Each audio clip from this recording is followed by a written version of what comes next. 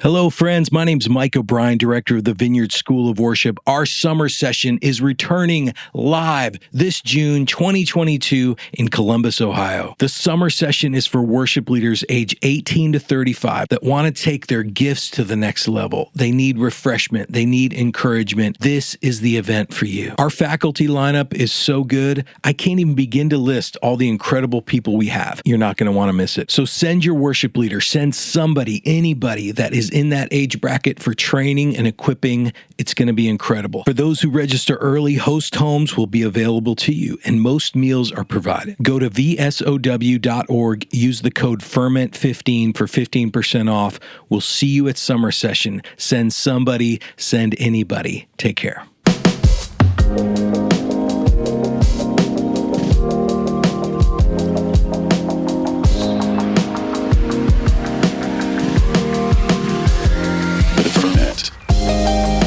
You're listening to the Ferment Podcast, conversations about worship and transformation. Today's guest is producer and worship pastor James Moscardini from the Vineyard North Phoenix in Glendale, Arizona.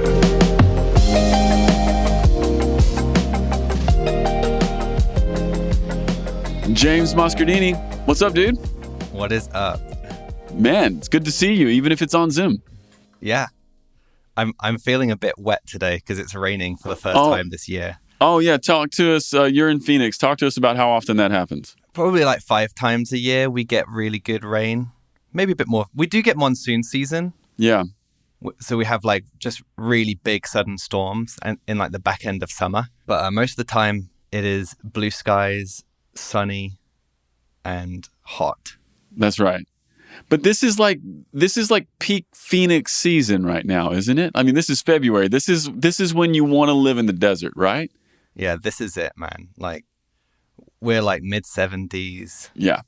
It's beautiful. Normally, if it wasn't for the baseball lockout, the population swells in Phoenix for a Waste Management Open and then spring training. Do you think they're going to have the baseball thing figured out before spring training comes into full swing so that everybody can come out and watch?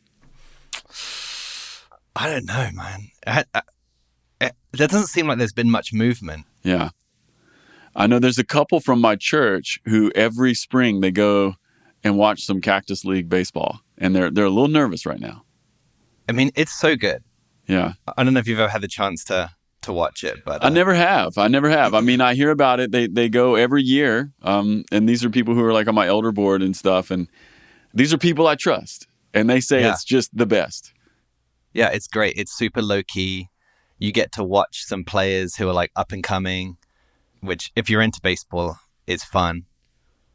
It's a good time. Yeah, that's rad. I love when that kind of thing happens.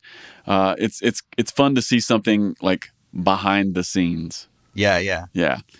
Well, James, let's do this because I didn't bring you on the podcast to talk baseball and Phoenix weather as much as I'd love to while I'm sitting here in Kentucky freezing.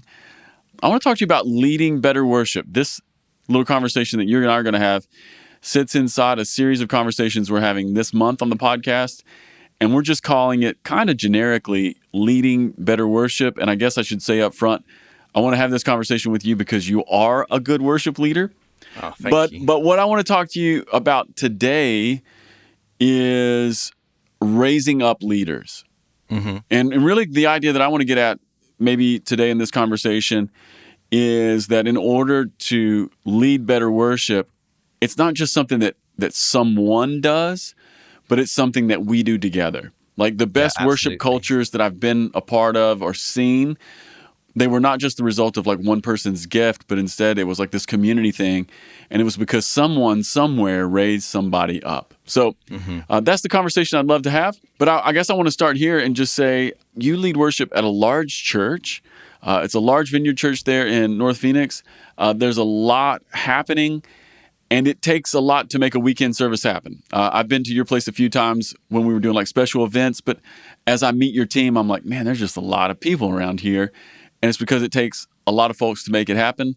Talk to me about the need to just raise up leaders in your context, and then maybe more generically in any church context.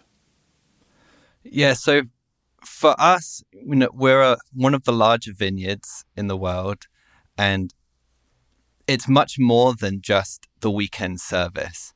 We have small groups need worship leaders, and we call them our midsize gatherings, but they're really like 200 to 300 people, which is a good sized vineyard church. That's right. They need worship, and our youth needs worship, and our weekend services also need worship. So there's so much need for leaders to be able to do this stuff because we have so much stuff going on. It's just the nature of the beast. When you get to a certain size, you just tend to have a lot of things going on. Yeah. And so maybe let's unpack that just for a second, because I'm curious and I'm interested. What are and I'm using air quotes here, what are your mid-size meetings that are 200 to 300 people? Tell me what that is. So that would be, we have a monthly women's ministry midweek service, and we have a monthly men's ministry. Got it. Midweek service. Is that like a Wednesday night thing? Yeah. So men's is on a Monday night and women's is on a Wednesday night. Got it. That's so good. That's so good. So when you think about weekend services and you think about these monthly meetings for men and women and youth and small groups, how do you feel? Like, I'm talking emotionally. Do you look at that and go, I'm going to have a panic attack when you look at the schedule and just the need in terms of teams and leaders? Or are you someone who looks at that and is like, this is great. I love this challenge. We're going to raise a bunch of people up. How does that feel to you? I love the challenge personally. Yeah. I don't know if I'm a bit of a masochist. Sure. Yeah, I get that. But I lean towards teaching and training, and that really excites me. Like I study coaches. Like I'm obsessed with getting the best out of people, with inspiring people, with giving people vision, and then letting them go and do that thing. Yeah. And then me sitting back and like there was a time like during the conference, there was lots of this, watching someone who I know dearly, like just crushing it, leading worship. And you're just like experiencing that. And you have like these, I can only describe them as like big brother feels. That's right. Like, look at them go. Yeah. Like they're crushing it right now. Yeah. That's a great thing when you see somebody who's worked with you, beside you, and then they find their space. Yeah. Yeah. Especially when you're in your space and you're comfortable with that. Like that, I think that's super important too. Yeah, that's great. A moment ago, James, you said that you were really into coaching and you study that.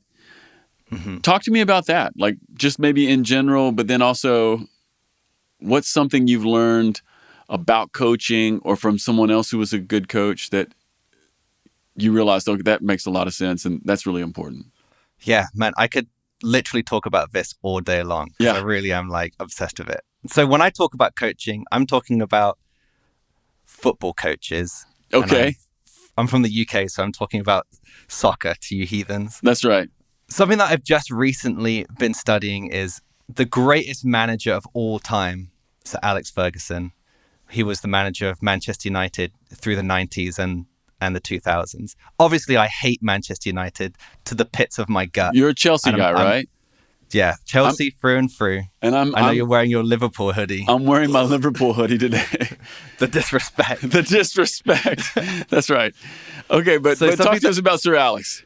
Yeah. So something that I was watching an interview or a podcast with one of their players, and he was talking about how the manager, Sir Alex, made this culture where the locker room coached itself. So the locker room held each other accountable. They raised each other up. And I remember there was this story he told of one of their old captains. And he had a sit down with all of their young players one time. And he was like, you guys are always the first to leave training and the last to show up for training. It's like, you can't afford to do that. Yeah, that's right. To be able to instill that culture where like your bass player is holding your drummer accountable, like, bro, you got to show up on time, man. Mm-hmm. Like, I love that. Like that shows, for me, that shows really good leadership. Yeah. And it shows that as a coach, a leader, or a pastor, there's levels to this thing, right? It's not just, hey, I need you to sing these words into this song, but you used the word culture a moment ago. Mm-hmm. And so, when we talk about raising up leaders, it's not just something we do like we're not just checking to-do lists off, you know, on our manila folder, item number 2, raise up leaders. Yeah. That's not exactly it. It's more cultural than that, isn't it? Mm-hmm. Yeah. Yeah. So yesterday, in our staff meetings, our pastors, Brian and Thora, have been kind of doing some training with us. And we were going through some old Wimberisms. I can't remember which one it was that he was kind of expanding on. It might have been like the everyone gets to play thing. We've all heard these ones before. Sure. But he said to us, your job is not to do ministry. Your job is to equip. Oh, no, it was equipping the saints. Yeah. So your job is to equip other people to do ministry. That's so right. If you're doing tons of ministry, you are not pastoring people well. Mm. Your job is to equip other people to be praying for people and to be leading small groups and to be leading worship and to doing all these things. That's the culture thing. Like if you're having to do everything, then you don't have a good culture. Yeah, and it by nature, we become the constriction point in our whole community, right? Like if it's all just on me, well, it depends on my availability or whether or not I feel good or bad, or like the meeting might ebb and flow with whether or not Adam's having a good day or not. Like all the things. Did Adam eat? We don't know. He's in a bad we'll mood. Out. So yeah. Well, they say like one person can lead 100 people really well. Yeah. And once it gets bigger than that, it gets really difficult. That's right. Well, okay, so James, let me ask you this. Talk to me about the play between like raising up leaders, giving them what they need to be better, and yet maybe keeping the quality of our ministry up to some kind of a reasonable standard. Anytime I'm thinking about raising up leaders, I'm thinking about, okay, I need to give them reps, because the only way a person gets better is by doing it. Listening to me talk about it, like there's a little bit that can happen there, but it's mostly they have to do it. But then when somebody's first beginning something, oftentimes they're not great at it, and maybe we need it to be decent, So just talk to me how you think about that, and then how you help people and help meetings work really well. So this is a particularly tricky point for us. That's why I'm asking. Yeah, because, because of the size of our church, and just, this is not like a humble brag or anything. So our auditorium seats 2,100 people. Yeah. So, we're officially a dreaded mega church. But with that comes expectation. Like, there's got to be a standard. There's got to be whatever. Because people are entering in, like, expecting it to be something that it needs to be. Which, it sucks, but it is what it is. Yeah. So, to your question, sometimes you just have to take that risk. And I say this a lot, like I've been on stage like literally thousands of times. I don't really get nervous, but I get so nervous for other people. I'm like, oh my gosh, I really want them to do good. Yeah. And I'll be like freaking out, like, oh my gosh, this is their first time doing it. I'm so nervous for them. And they're normally like fine. Yeah, that's right. But I'm like, ugh. Yeah. Like, yeah, sometimes you have to take that risk and let them do their thing. Sometimes you have different avenues for them to get those reps in. I think leading worship in small group is the best place to learn how to lead worship. I led 10 to 15 people for a decade before I led hundreds of people. Yeah, well, talk to me about that. When did you start leading worship, and how did you come into like leading at a small group? Yeah, so I'm a pastor's kid, which explains, all of the trauma and therapy bills. That's right. But so my dad was he still is a senior pastor. My mum's worship pastor, and I showed an interest in music. I took piano lessons like very, very young, and then picked up guitar when I realized it was way cooler than playing piano. It is what it is. I'm not trying to offend anyone. That's right. Like, no one ever, like, come on. Like, Elton John is cool, but Jimmy Page is way cooler. I don't disagree. So I showed some interest in playing guitar, and then that was really it. Mum was like, all right, why don't you And our church was very small. When we first planted our church, we were 4 people. Like, I was the youth ministry, my younger brother was the kids ministry, and then that was it. So there was opportunity there to take risk on a stupid teenager to come and play. I just played acoustic guitar for a bit. But we always had like small groups going on, and I would lead worship in small groups. That was the culture at our church, was that our small groups had worship. I love that. I know some people say that it is scarier singing or leading smaller groups of people because it is a lot more vulnerable, and you do hear other people sing. Or don't. Or don't. Yeah, well, that's when it's bad. Like if you're singing and they're not.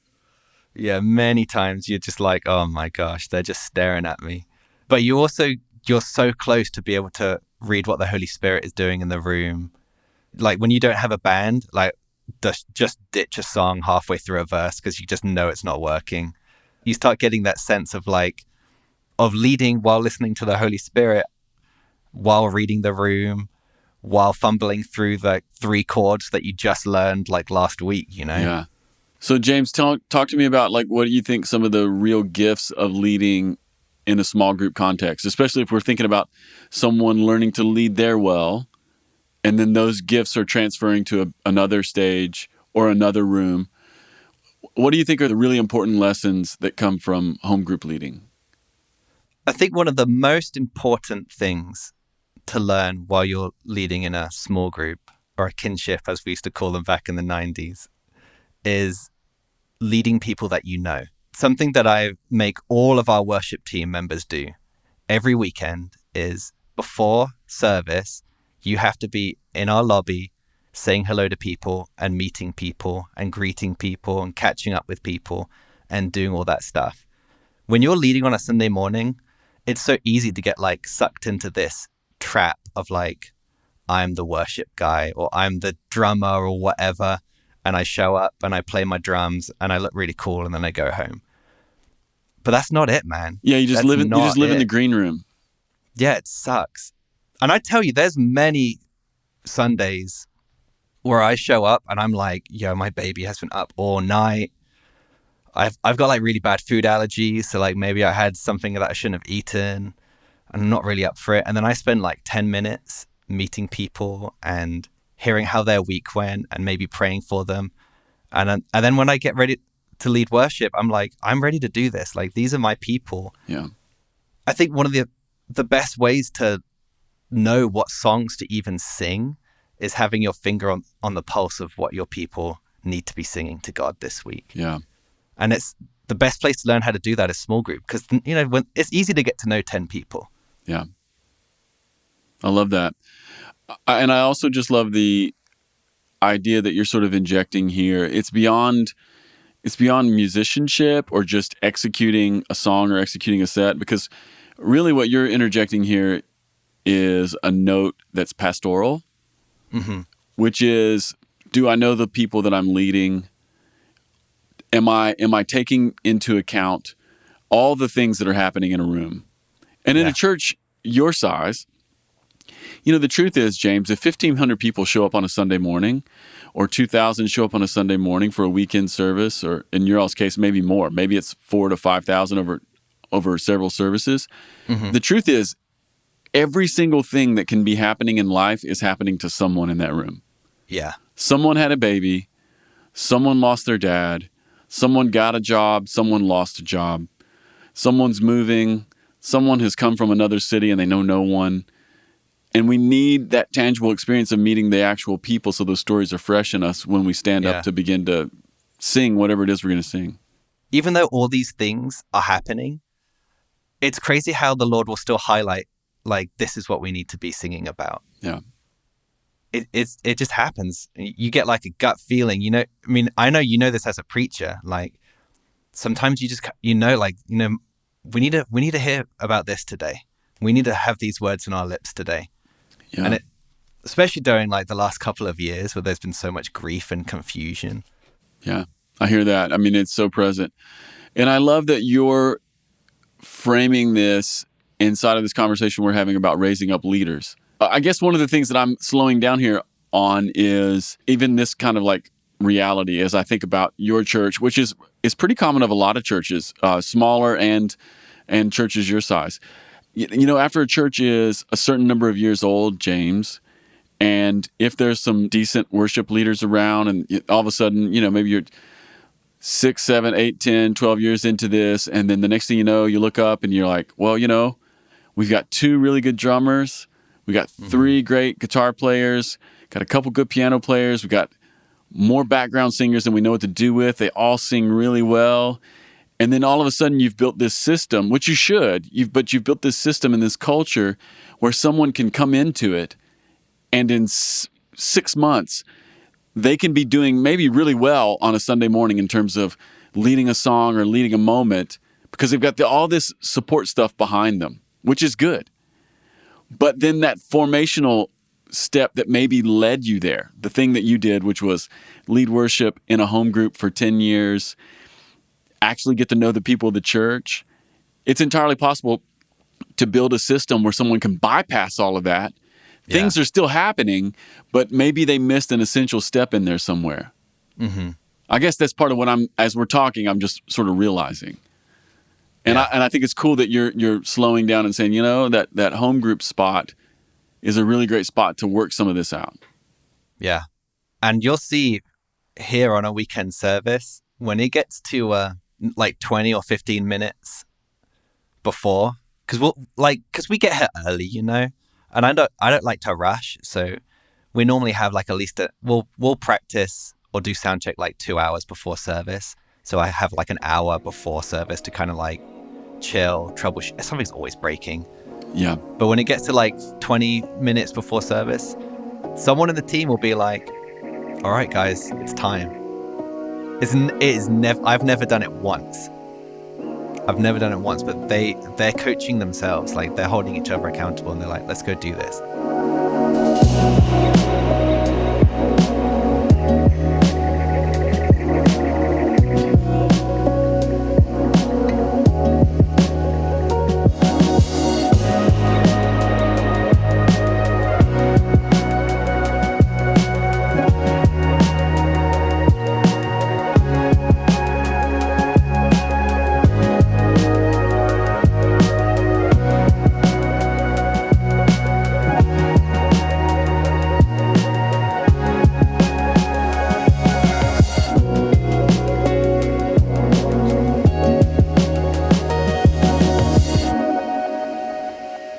So let me ask you something here that's maybe slightly different direction.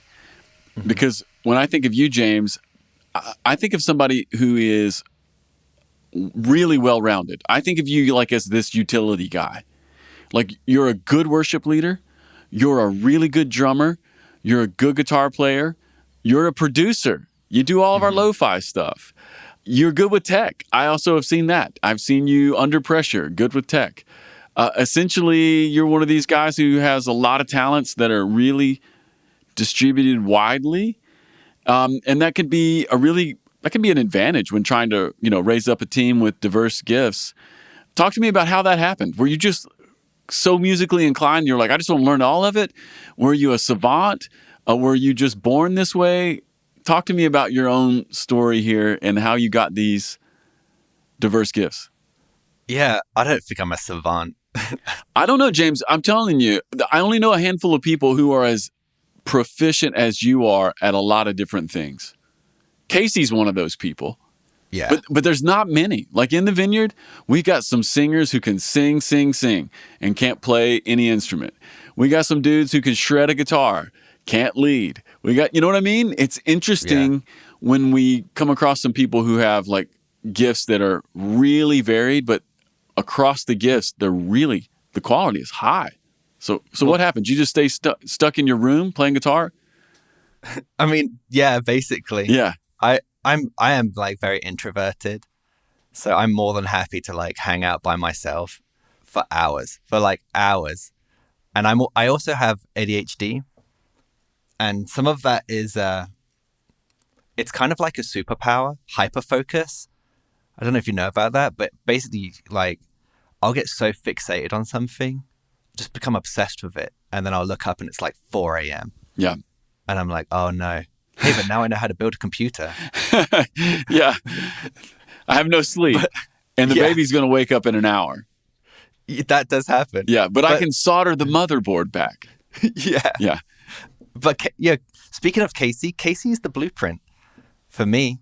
I mean, he's my biggest influence. Talk to me about that, because he'll be editing this. Let's just blow him up here. Yeah, I want to make him blush. Yeah. So I grew up in a smaller church. I always enjoyed like learning. I really love to learn. I've always loved to learn. I love to read. I like enjoy the grind of like maintenance, doing scales, running. Like I used to run a lot, just like the stuff that you need to do to like get good at anything. And my biggest influences were, people like Prince, who just like would make the whole song, the whole album by himself. And I didn't really know that there was like a space for me in church until I met Casey. And I met Casey when I was pretty young. I think I was probably like 20. How did you meet him? At like a conference, I think. I was probably playing bass. Bass is the entry point into many, many rooms. Just get good at that, kids.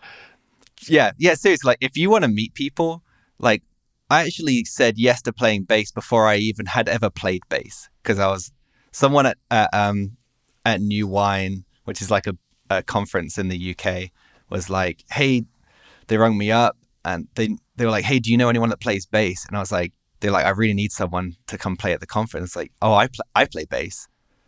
And then I was like, and he was like, oh, sweet, dude, you're a lifesaver. So then I literally like hung up the phone and was like, yo, Dad, I need to get a bass guitar. I'm playing at New Wine.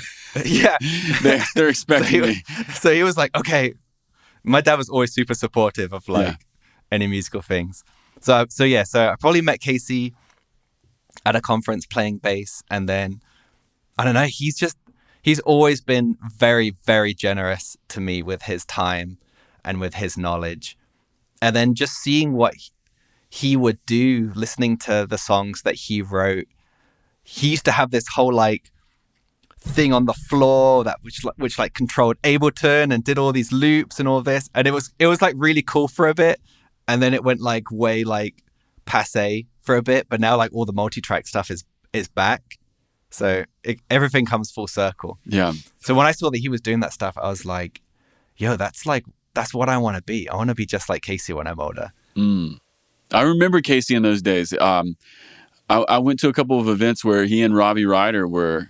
Yeah. They were just like handling the loops, and they would spin it to each other. It was awesome. Dude, it was so cool. Yeah. That's good. So that's your living icon.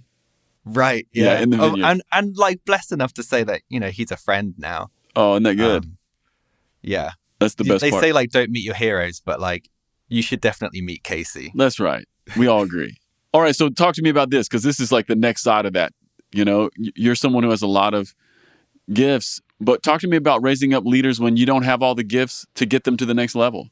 When you don't have all the gifts? Yeah, when you don't. Like what about like the people on your team who you need and you're wanting to train, you're wanting to equip them, you're wanting to help them get better and to serve the church and do really great, but when you're honest about your own skill in whatever that they're doing, maybe you don't have all the knowledge. I'm thinking specifically, James, and this may not have much to do with you, but I know it's the case for a lot of worship leaders. I'm a worship leader, and maybe I need to raise up somebody who's going to run the sound in the tech department. And I understand some of the sound, but maybe I don't really know it at a deep level, but I need to raise this up. Or maybe I need to raise up some new leaders on the drum side. And I've just played acoustic guitar my whole life, but I know drums, but I don't know drums. So talk to me about raising up people when you don't have the skills that you're hoping that they have or will have. So I'll tell you what I did. Yeah. I learned to play the drums. I learned how to mix.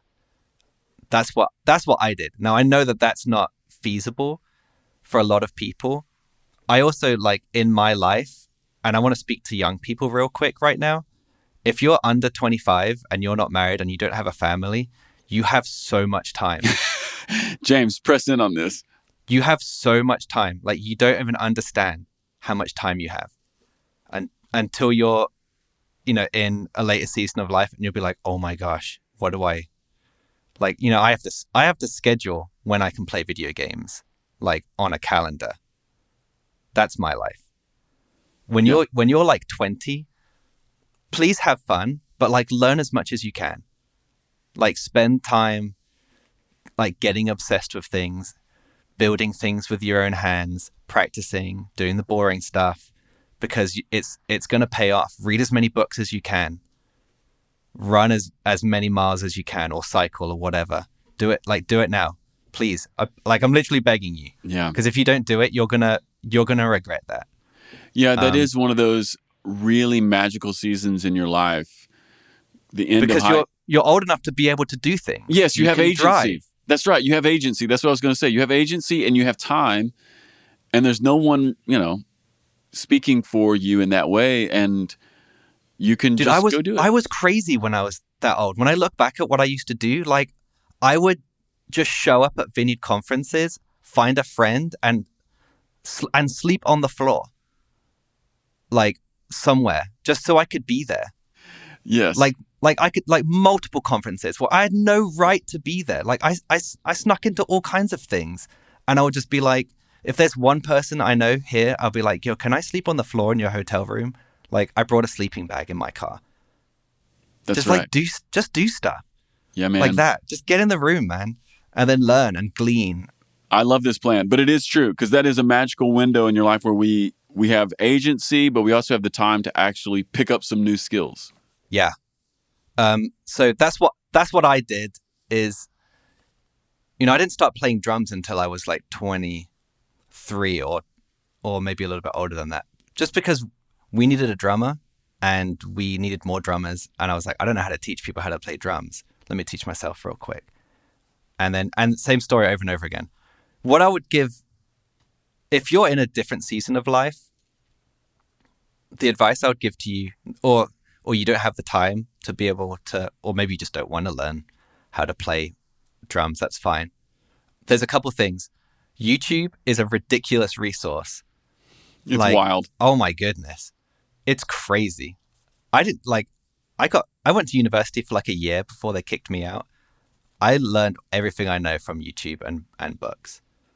Did you learn everything you know about Ableton and building tracks from YouTube? Yes. It's amazing. I love that. I just love that the knowledge is literally there.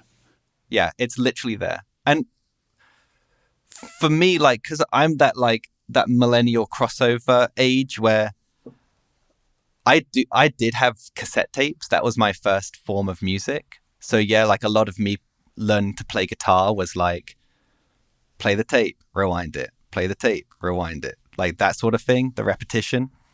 But nowadays, like, YouTube is like, oh my gosh, it's a ridiculous resource.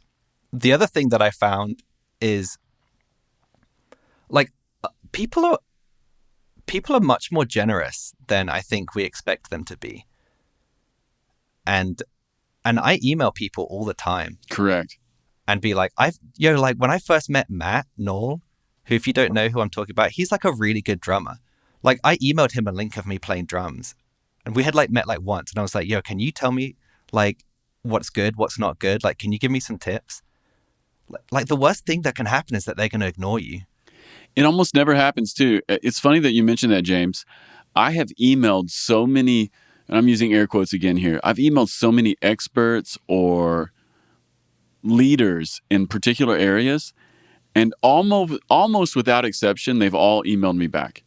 Yeah. It's wild. Just musicians in your favorite band. I mean, they're on Instagram. You would be surprised. Yeah. You can DM the really great guitar player for your favorite band, and they'll probably DM you back and tell you whatever you want her to know. Yeah, I do that stuff all the time. So that would be my next tip, is like, find someone that you know is a good drummer or a good sound guy, and just like DM them, email them. If you need some help with training, like, do you know what? If you need some help with training, like, email me jmoscardini@vcfnp.com. And if I can't help you, I will give you the details of someone who can. That's right. We're going to put that in the show notes, by the way. Yeah, do it. Yeah, I love that. I love this idea of if you're in that 18 to 25, 18 to 30 before you get married and have kids window, make the most of it. But then there's also all these opportunities that the internet provides us. We really can connect with people who know more than us, and almost without exception, they say yes. There's help for us. Yeah, because who doesn't want to get an email that's like, "Hey, you're my favorite guitarist. That's right. Can you give me some, like?" That's right. I mean, I don't care based who on you are. pure That ego stroke is nice. Yes, just based on pure ego alone, I'm answering that. Like, come on, it's great. That's right. Oh, tell me how good I am. Okay, Yeah. So talk to me about this. Talk to me about just the dynamic of raising someone up on your team, and then you realize, James, they actually have a lot more talent than me. So how do you pastor that? And then how do you navigate that in your own heart or your own ego? I love that. Okay, talk to me about it. I don't know if Tiadra is going to listen to this. Like, Tiadra is seriously good at singing and leading worship. I love Tiadra. What a voice. And like, she's really close to getting better at me at producing as well. And I'm just like, go and do it. What I do as a leader is I figure out what they need from me. And then I do that thing. Do you need an encourager? Do you need an accountability partner? Do you just need someone to cheer you on? Do you need someone to recommend you books? Like, I don't know what it is. It's different for everyone. This is kind of like where the coaching mindset comes in. Like some people need like a hard, like, hey, you need to be doing this. Some people need like a shoulder to cry on. It's definitely different for every person. Where I'm at right now is I can't wait to find people who are better than me. In fact, you've heard this all the time. Like, if you're the best person in the room, like, you're in the wrong room. It's true. Like, I want to surround myself in people that I can learn from. Part of it is like, it shows that you have a good like heart posture. Like you're willing to be humble and to learn some things. But also like, and we don't use this word very often in church, but competition is really good. Talk to me about that. Yeah. So like we have multiple worship leaders.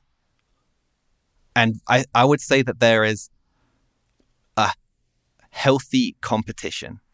And what I mean by that is that we're not competing against each other, but when Tiadra leads, I learn something. And when Ryan, our other guy, leads, I learn something. If I was just leading all the time, who do I learn from that's like viscerally right there? So you can get really in a weird place if you're like so isolated that you're having to do it all the time. Even people who like may not be as good as you, overall, you can learn something from them. Maybe they have better energy. Maybe they're more friendly. Maybe they speak better than you do.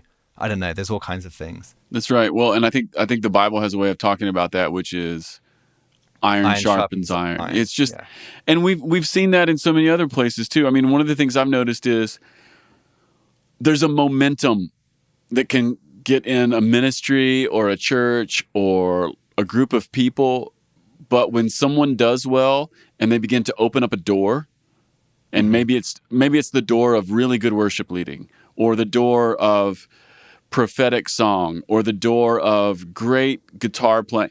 It's weird how that door, whatever that door is within the maybe the worship context, whatever that door is, it adds something to us. And you can use the word competition, you can say iron sharpens iron, you could say momentum, but all of a sudden it just builds and it raises us all up. Yeah. To the point of like raising people up, I was always taught that like, I learned this from sports, like a great player makes everyone around them better. Yeah. You see it in the NBA all the time. Yeah. There's I mean, because like whatever team LeBron goes to, like they win. Not just because, but like he makes everyone look like they're geniuses. Yeah, it's amazing. People forget that before LeBron went to the Lakers were a dumpster fire. They were horrible. They were horrible. I mean, they still kind of are this season. They're really bad. But here's what's interesting, James. It's funny you mentioned that, and you mentioned LeBron. LeBron makes people better. They were a dumpster fire. They win a championship. And then they go out and get Russ. And Russ is a tremendous talent, but I think if you were to have a knock on Russ, the knock would be he doesn't make people better. Yeah, I think James Harden is the same way as Russell Westbrook. Yes. They're going to get you great stats. But what are you going to get? Yeah. That's what you're going to get. That's what you're going to get. Triple-double from him. Yeah. And then you're going to lose. Yeah. But the people who transcend, I mean, even Michael Jordan, when you think about Jordan's best teams, and we're losing a big portion of the audience right now. People are like, more sports ball talk. But when you think back to the teams that Jordan was on in the 90s, some of those players who were with him were truly great. Scottie Pippen, truly great. Dennis Rodman, truly great. I'm not sure that some of the other guards who played off of Jordan were great. It's just that his game elevated everyone. Yeah. But, I mean, we could talk about musicians as well. I mean, there's very famous... Like, watch that movie with Michael Jackson. I can't remember what it was. It This Is It or whatever. Like the last thing when they were going on tour, and the way that he leads people, like you can just tell, like there's like an extra 10% just because he's in the room. Well, even on that documentary that came out about the Beatles over Christmas. Oh yeah, Get Back. I mean, it's amazing how. When Billy Preston comes in to play piano, he's so good. And the Beatles themselves they're great. And Paul's a genius. I think that comes through immediately.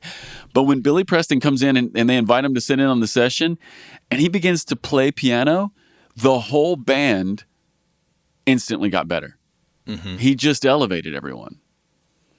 I love that. And I think that it doesn't matter what instrument you play. Like, you can be a bass player and just play root notes, and you can play those root notes like so filthy that you just make the band better. Well, at our last national conference at your all's place, did you notice the two? I think it was 2 sessions that Gino's bass player Alan Franklin played. Alan is dirty, y'all. Alan is dirty. In all of the years I've been putting together worship with Melissa at Vineyard Worship things. I've never had a bass player get so many responses, like people coming up to me going, who was that guy? Who was that guy who was playing bass? It was hilarious. But he was just elevating the team. Yeah, let me just say about Alan, though, and this is a really important lesson to learn. Like, Alan's killer, dude. Do you know what Alan was doing, like, during the day? He was practicing the sets in our middle school room. Learning the songs. Yeah. Like, that shows me that not only is he good, but like he's humble and he's here to serve. Yeah. Well, and it's another little story to go right along with that. I went out and was catching some fresh air and eating some lunch at the national conference in your all's really cool courtyard area. So I went over to one of the food trucks. I got myself a barbecue sandwich and I came back and I hadn't met Alan yet. So I just sat down with him. And when I looked over, I took a peek at Alan's iPad, and what's he doing? He's making charts. So he's charting every song, you know? Just monster player, but he's also monster preparer, if I could say it that way. For me, that's humility. Yeah. Like, there's not an ounce of arrogance in someone who prepares that much. Love that. Shout out Alan, and shout out to everybody who's making their team better. Okay, James, let's do one more question right off of that, and then maybe we'll wrap. Okay, so maybe we're raising up people, and some people have a lot of talent, and maybe some people have some talent, and you see that God is doing something in their life. Talk to me about how you raise people up. Do you have like a punch list of things in your mind that you're wanting to get people to know, especially as worship leaders specifically, or is it more of a feel thing? Because a moment ago you were talking about that coach dynamic. Do I just need to be there emotionally for this person? Do I need to recommend books? Do I need to actually push on them? But is it all feel for you, or is there like a punch list of things that you're hoping that people will acquire? It's both. There is a punch list of things. There are skills to leading a room in worship. There's skills to leading a very large room in worship, and it's different to leading a small group. There's just different things you have to be comfortable with doing. Like, for me, like, the number one thing that most people struggle with is speaking in front of the congregation. Like, there's so many people who are like so talented and can sing their faces off, but then the prayer is like, dear Father Jesus, thank you for being here. Yeah, Father Jesus. Like, come on, man. Yeah. So that's one of the things that's on the punch list all the time. Or they'll say like just some like the wildest stuff comes out of your mouth when you're nervous and you're standing in front of 1,500 people. Yeah. So that's always on the punch list. And I don't want to have this conversation at all without mentioning character. I have a lot of punch lists to do with character. Talk to me about that, because we're not just developing hard skills with music. We're talking about some other stuff too. Yeah. Well, I think actually this goes in any industry, not just church.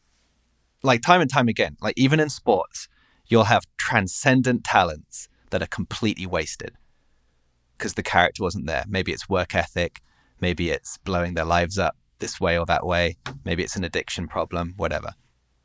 The number one thing in my mind is you get more of what you put up front, that Wimberism. Before I start sewing into anyone, I think to myself, do I want more of this person? Is this the type of person that I want to replicate? Because as soon as you give anyone any sort of like notoriety or exposure, people are going to start modeling themselves off of that person. It is what it is. It's how it works. So do I want more of this person, of what's in their character? What are they like? And when I talk about character, some of the things that I'm looking for are like, obviously like integrity. You know, there's those sorts of things. But if you don't really know a person that well, and it can be really difficult to like get to know people well, especially in a larger context, really simple things. Are they attending church? Are they tithing? Like, are they tithing 10% of their income to God regularly? And that's a really like sticky subject and very sensitive to some people. But I tell you what, if you can tell a lot about someone's discipleship and where their heart is if they're tithing. You know, are they regularly serving somewhere already? Like I have lots of people that I find because they are serving in our food bank, or they're serving as a kids person and someone heard them sing or something like that. Are they humble? Are they eager to learn more? Are they teachable? Are they able to learn? This is my punch list. That's like beyond feel. Yeah, that's right. And then it's like you know, I can teach someone to play the drums. I can, if they have like some rhythm, I can do that. If they can hold a tune, I can teach them how to lead a song. It's way harder to teach someone to be humble. And I can't do that on Thursday night when we have our rehearsal, you know? Yeah, that's right. That's my punch list. No, I love that, James. I love it so much. Well, dude, I just so appreciate you sharing a bit of your story and also just a bit of your wisdom here with us. I emailed you earlier that I was super nervous to be on. That's crazy. The podcast. Because it's like all of my heroes have already been on this. That's and right. I'm like, Eddie Espinosa.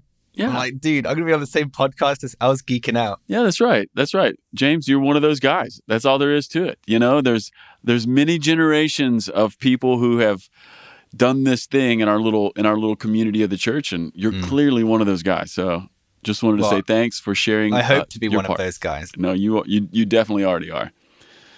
All right, everybody. Thanks to James for coming on. But also, I just want to say, remember that James gave out his email, and if you need help, he will either help you or he will help you find the person who will help you. Is that right, James? And hold me accountable. It's on my job description to reply to every email within 24 hours. There you go. All right, everybody. Peace.